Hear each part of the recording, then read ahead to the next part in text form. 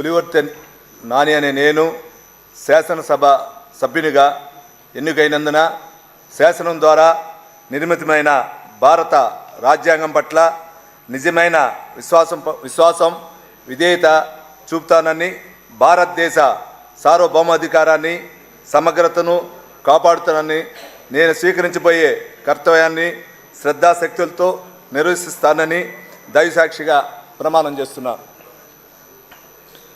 ఆంధ్రప్రదేశ్ శాసనసభ సభ్యుడైన పులివర్తి నాని అనే నేను సభా నియమాలకు కట్టుబడి ఉంటానని, వాటిని అనుసరిస్తానని, సభా మర్యాదలను పాటిస్తానని, సంప్రదాయాలను గౌరవిస్తానని దైవసాక్షిగా ప్రమాణం చేస్తున్నాను.